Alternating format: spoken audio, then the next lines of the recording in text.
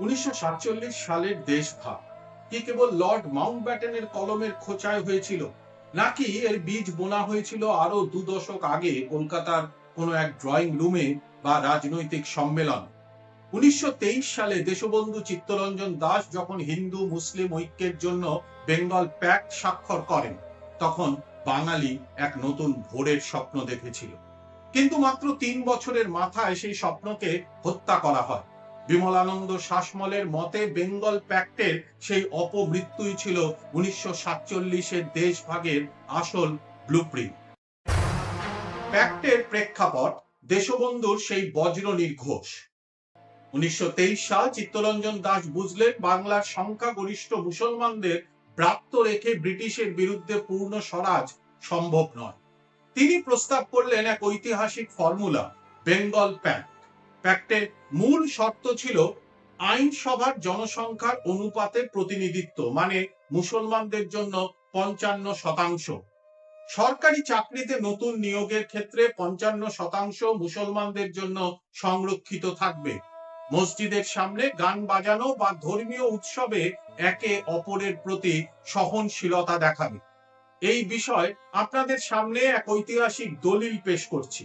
চিত্তরঞ্জন দাস সিরাজগঞ্জ প্রাদেশিক সম্মেলনে বলেছিলেন, হিন্দুরা যদি মুসলমানদের সাথে ক্ষমতা ভাগ করতে না পারে, তবে ভারতের স্বরাজ হবে কেবল এক সম্প্রদায়ের রাজত্ব। শিক্ষিত হিন্দু মধ্যবিত্তের চাকরির আতঙ্ক, দ্য ইকোনমিক কনফ্লিক্ট। বেঙ্গল প্যাক্টের অন্যতম প্রধান শর্ত ছিল সরকারি চাকরিতে মুসলমানদের জন্য 55% পদ সংরক্ষিত করা। এই একটি পয়েন্টই বাংলার তৎকালীন হিন্দু ভদ্রলোক সমাজকে বিদ্রোহী করে তুলেছিল। এর পেছনের কারণগুলো ছিল: এক, চাকরির বাজারে একচেটিয়া আধিপত্য হারানোর ভয়। 19 শতকে রেনেসা এবং ইংরেজি শিক্ষার প্রসারের ফলে বাংলার সরকারি চাকরি, ওকালতি, ডাক্তারি এবং প্রশাসনিক পদগুলোতে হিন্দুদের, বিশেষ করে উচ্চ বর্ণের হিন্দুদের একচ্ছত্র আধিপত্য ছিল।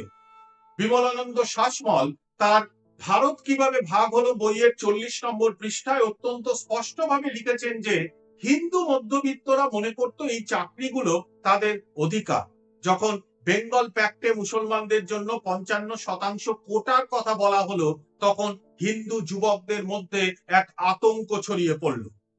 তারা ভাবলো এখন থেকে 100টি চাকরির মধ্যে যদি 55টি মুসলমানদের জন্য সংরক্ষিত হয়ে যায়, তবে তাদের প্রতিযোগিতার জায়গা সংকুচিত হয়ে যাবে।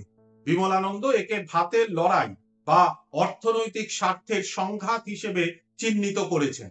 দুই, ভদ্রলোক রাজনীতির সংকীর্ণতা।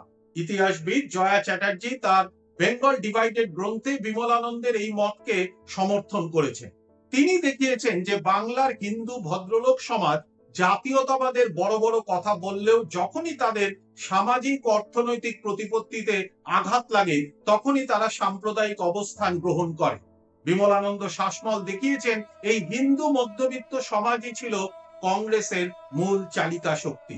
ফলে যখন এই গোষ্ঠীটি বেঁকে বসলো, তখন কংগ্রেসের ভেতরে চিত্তরঞ্জন দাসের অবস্থান দুর্বল হয়ে পড়ল। শাসমলের মতে হিন্দু মধ্যবিত্তের এই শ্রেণীগত স্বার্থপরতা বাঙালি জাতির বৃহত্তর ঐক্যকে ধ্বংস করে দিয়েছিল। তিন, সংবাদপত্রের ভূমিকা ও জনমত গঠন।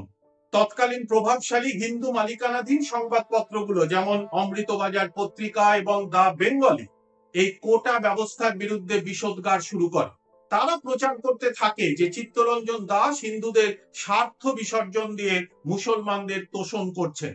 বিমলানন্দ শাসমল আক্ষেপ করে লিখেছেন যে এই সংবাদপত্রগুলো সাধারণ হিন্দুদের মনে এই ভয় ঢুকিয়ে দিতে সফল হয়েছিল যে মুসলমানরা চাকরি নিয়ে নিলে হিন্দুরা না খেয়ে মরবে।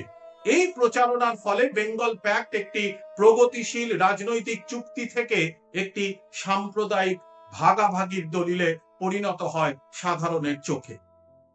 চার, যোগ্যতার দোহাই, দা আর্গুমেন্ট অফ মেরিট। বিরোধিতাকারী হিন্দু নেতারা একটি যুক্তি খাড়া করেছিলেন, মুসলমানরা শিক্ষায় পিছিয়ে, তাই তাদের চাকরিতে কোটা দিলে প্রশাসনের মান নেমে যাবে। বিমলানন্দ শাসমল এই যুক্তির আড়ালে লুকিয়ে থাকা আসল সত্যটি তার বইতে ফাঁস করেছেন। তার মতে এটি ছিল ক্ষমতা ধরে রাখার একটি কৌশল মাত্র। তিনি দেখিয়েছেন যে মুসলমানদের সুযোগ না দিলে তারা কোনোদিন শিক্ষিত হতে পারবে না, আর শিক্ষিত না হলে দেশ স্বরাজ পাবে না। এই সহজ সত্যটি শিক্ষিত হিন্দুরা বুঝতে চাইছিল না, কারণ তাদের আর্থিক সুবিধা নষ্ট হওয়ার ভয় ছিল। 5. হিন্দু মহাসভার উত্থান। এই অর্থনৈতিক আতঙ্ককে কাজে লাগিয়ে বাংলায় হিন্দু মহাসভা তাদের জমি শক্ত করতে শুরু করে। তারা হিন্দু মধ্যবিত্তকে বোঝাতে সক্ষম হয় যে কংগ্রেস বা স্বরাজ্য দল হিন্দুদের রক্ষা করতে পারবে না। বিমলানন্দ শাসমল দেখিয়েছেন প্যাক্টের এই চাকরির কোটা নিয়ে বিরোধিতায় বাঙালি হিন্দুদের একটি বড় অংশকে চরমপন্থী ও রক্ষণশীল রাজনীতির দিকে ঠেলে দিয়েছিল। অর্থাৎ লেখকের বিশ্লেষণ অনুযায়ী 1923-এর বেঙ্গল প্যাক্ট ব্যর্থ হওয়ার পিছনে সবচেয়ে বড় ট্র্যাজেডি ছিল এটি। বাঙালি হিন্দুরা তাদের সাময়িক অর্থনৈতিক সুবিধা মানে চাকরি ও আধিপত্য ত্যাগ করতে চায়নি বলেই শেষ পর্যন্ত নিজেদের ঘর মানে অবিভক্ত বাংলা হারিয়েছিল। শিক্ষিত হিন্দুদের এই সংকীর্ণ স্বার্থবোধই মুসলমানদের মনে এই বিশ্বাস তৈরি করেছিল যে হিন্দুরা কখনোই মুসলমানদের সমান অংশীদার হিসেবে গ্রহণ করবে না, যা শেষ পর্যন্ত 1940-এর দশকের পাকিস্তান আন্দোলনকে অপরাজেয় করে তুলেছিল। কেন্দ্রীয় কংগ্রেসের বিরোধিতা ও কোকোনদ বিট্রেয়াল। 1923 সালে চিত্তরঞ্জন দাস যখন বেঙ্গল প্যাক্ট তৈরি করেন, তখন তিনি চেয়েছিলেন নিখিল ভারত কংগ্রেস কমিটি এটি অনুমোদন করুক, কারণ কেন্দ্রীয় অনুমোদন না থাকলে এই চুক্তির কোনো জাতীয় বৈধতা থাকতো না। কিন্তু কংগ্রেসের কেন্দ্রীয় নেতৃত্ব একে বিপজ্জনক হিসেবে গণ্য করেছিল। চিত্তরঞ্জন দাস 1923 সালের ডিসেম্বর মাসে অন্ধ্রপ্রদেশের কোকোনদ অধিবেশনে বেঙ্গল প্যাক্টটি অনুমোদনের জন্য পেশ করেন, কিন্তু সেখানে উত্তর ভারতের হিন্দু নেতাদের প্রবল প্রতিরোধের মুখে পড়েন তিনি। মদন মোহন মালব্য এবং লালা লাজপত রায়ের মতো নেতারা মনে করেছিলেন বাংলায় মুসলমানদের চাকরিতে কোটা বা জনসংখ্যার ভিত্তিতে প্রতিনিধি দিলে উত্তর ভারতের হিন্দু প্রধান প্রদেশগুলোতে হিন্দুদের ওপর বিরূপ প্রভাব পড়বে। তারা একে মুসলিম তোষণ হিসেবে চিহ্নিত করেন। লেখক দেখিয়েছেন কেন্দ্রীয় নেতারা বাংলার স্বতন্ত্র জনতাত্ত্বিক ও রাজনৈতিক পরিস্থিতি বুঝতে ব্যর্থ হয়েছিলেন। তারা নিখিল ভারতের রাজনীতির চশমায় বাংলাকে বিচার করতে চেয়েছিলেন। চিত্তরঞ্জন দাসের স্বরাজ্য দল এবং মহাত্মা গান্ধীর নো চেঞ্জার্স গোষ্ঠীর মধ্যে তখন ক্ষমতার লড়াই চলছিল। বিমলানন্দ শাসমল তার বইতে উল্লেখ করেছেন যে মহাত্মা গান্ধী সেই সময় এই চুক্তির বিষয়ে এক ধরনের রহস্যময় নীরবতা পালন করেছিলেন। তিনি প্যাক্টটি বাতিলও করেননি, আবার সমর্থনও করেননি। এই অস্পষ্টতা বাংলার প্যাক্ট বিরোধী নেতাদের সাহস বাড়িয়ে দিয়েছিল। অন্যদিকে মতিলাল নেহেরু স্বরাজ্য দলের নেতা হলেও তিনি সর্বভারতীয় রাজনৈতিক সমীকরণ নিয়ে চিন্তিত ছিলেন। তিনি ভয় পেয়েছিলেন যে হিন্দু মহাসভার ক্রমবর্ধমান প্রভাবের মুখে বেঙ্গল প্যাক্টকে সমর্থন করলে কংগ্রেসের হিন্দু ভোট ব্যাংক ক্ষতিগ্রস্ত হতে পারে। সেজন্য কেন্দ্রীয় কংগ্রেসের নেতারা একটি আইনি অজুহাত খাড়া করেছিলেন। তারা বলেছিলেন যে একটি প্রাদেশিক কংগ্রেস কমিটি কোনোভাবেই সাম্প্রদায়িক চুক্তির মতো বড় সিদ্ধান্ত নিতে পারে না। বিমলানন্দ শাসমল দেখিয়েছেন এটি ছিল কেবল একটি বাহানা। আসল উদ্দেশ্য ছিল বাংলার মুসলমানদের হাতে রাজনৈতিক ক্ষমতা তুলে দেওয়ার অনীহা। কেন্দ্রীয় নেতৃত্বের এই কঠোর অবস্থানের ফলে বাংলার সাধারণ মুসলমানদের মনে এই বিশ্বাস জন্মেছিল যে কংগ্রেস আসলে একটি হিন্দু প্রতিষ্ঠান।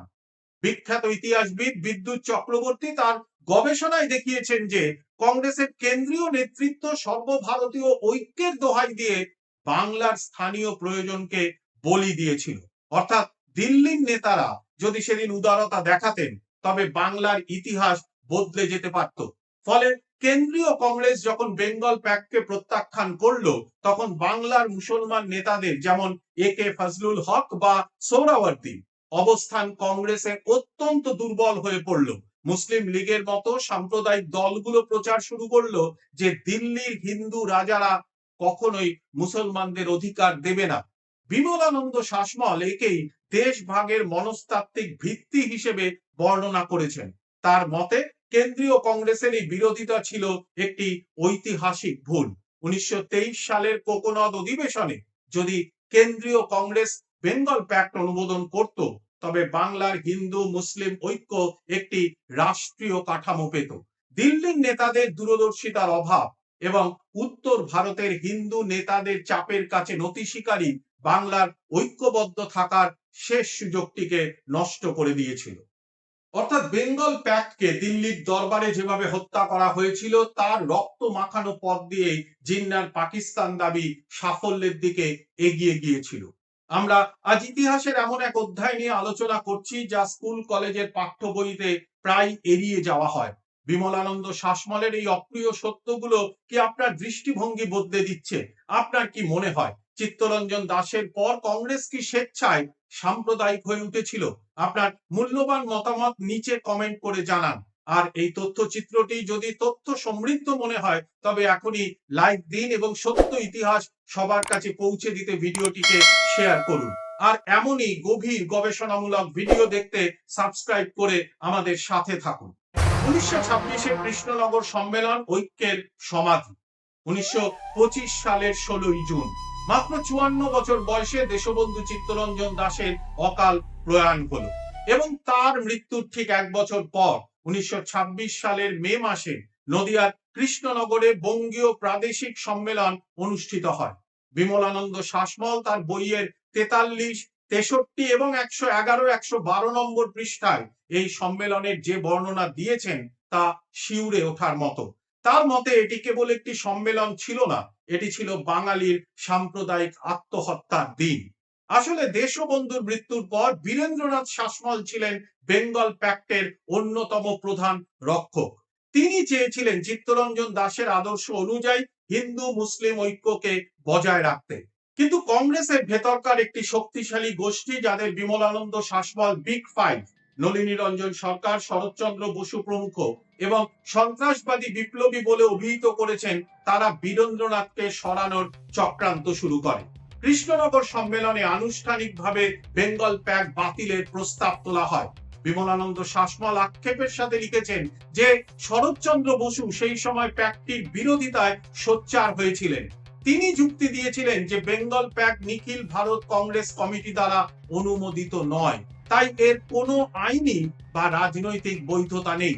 লেখক দেখিয়েছেন এটি ছিল একটি খোঁড়া অজুহাত। আসলে তৎকালীন হিন্দু নেতৃত্ব মুসলমানদের সাথে ক্ষমতা ভাগ করে নিতে চায়নি বলেই এই টেকনিক্যাল কারণ দেখিয়ে প্যাক্টটিকে ছুঁড়ে ফেলে দেওয়া হয়েছিল। বীরেন্দ্রনাথ শাসমল সম্মেলনে দাঁড়িয়ে চিৎকার করে বলেছিলেন যে প্যাক্ট বাতিল করলে বাংলা ভাগ হয়ে যাবে। কিন্তু বিমলানন্দ শাসমল বর্ণনা করেছেন যে সম্মেলনে উপস্থিত হিন্দু প্রতিনিধিরা এবং বিপ্লবী দলের সদস্যরা বীরেন্দ্রনাথকে অত্যন্ত অপমানিত করেন। তার উপর অনাস্থা প্রস্তাব আনা হয় এবং তাকে সভাপতির পদ ত্যাগ করতে বাধ্য করার পরিস্থিতি তৈরি করা হয়। বিমলানন্দ শাসমল লিখেছেন, পিতাকে সেদিন নিজের দলের লোকের কাছে সাম্প্রদায়িক গালিগালাজ শুনতে হয়েছিল, কারণ তিনি মুসলমানদের অধিকারের কথা বলছিলেন। কৃষ্ণনগর সম্মেলনে সংখ্যাগরিষ্ঠের ভোটে বেঙ্গল প্যাক্টকে বাতিল ও অস্তিত্বহীন বলে ঘোষণা করা হয়। বিমলানন্দ শাসমলের মতে এটি ছিল বাঙালির ইতিহাসের সবচেয়ে বড় ভুল। এই সিদ্ধান্তের ফলে এক, কংগ্রেস থেকে মুসলিম নেতাদের গণপ্রস্থান শুরু হয়। দুই, মুসলমানদের মধ্যে এই ধারণা বদ্ধমূল হয় যে কংগ্রেস একটি হিন্দু জাতীয়তাবাদী দল।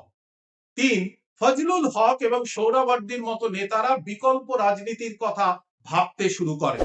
বিমলানন্দ শাসমল এবং ইতিহাসবিদ আবুল মনসুর আহমেদ দুজনেই একমত যে 1926 সালে কৃষ্ণনগর সম্মেলনে যেদিন প্যাক্টটি বাতিল হলো, সেদিনই কার্যত বাঙালির হৃদয় দেশভাগের রেখা টানা হয়ে গিয়েছিল। 1947 সালের দেশভাগ ছিল কেবল 1926-এর এই ঐতিহাসিক ভুলের প্রশাসনিক বাস্তবায়ন। বিমলানন্দ শাসমলের ভাষায় 1926-এর কৃষ্ণনগর সম্মেলন ছিল বাঙালির ঐক্যের ওপর শেষ কুঠারাঘাত। এই সম্মেলনে হিন্দু নেতাদের সংকীর্ণতা এবং বিগ ফাইভের চক্রান্তের ফলেই চিত্তরঞ্জন দাসের স্বপ্নের মৃত্যু ঘটে। বীরেন্দ্রনাথ শাসমলের পরাজয় ছিল আসলে অসাম্প্রদায়িক রাজনীতির পরাজয়, যা শেষ পর্যন্ত বাংলাকে সাম্প্রদায়িক দাঙ্গা এবং দেশভাগের দিকে ঠেলে দিয়েছিল। এই ব্যর্থতা কি দেশভাগকে নিশ্চিত করেছিল? বিমলানন্দ শাসমল তার গ্রন্থের উপসংহারে বিশেষ করে 171 থেকে 177 নম্বর পৃষ্ঠায় প্রমাণ করেছেন যে 1947 সালের দেশভাগ কোনো আকাশ থেকে পড়া ঘটনা ছিল না। এটি ছিল 1926 সালের সেই সাম্প্রদায়িক সংকীর্ণতার চূড়ান্ত এবং বিষময় ফল। তার মতে বেঙ্গল প্যাক্ট ছিল হিন্দু ও মুসলমানের মধ্যে একটি মনস্তাত্ত্বিক সেতু। যখন 1926 সালে কৃষ্ণনগর সম্মেলনে কংগ্রেস এই প্যাক্টটি বাতিল করে, তখন বাংলার মুসলিম সমাজ বুঝে গিয়েছিল যে সংখ্যাগরিষ্ঠ হওয়া সত্ত্বেও বাংলার রাজনীতিতে তাদের কোনো প্রকৃত অংশীদারিত্ব নেই।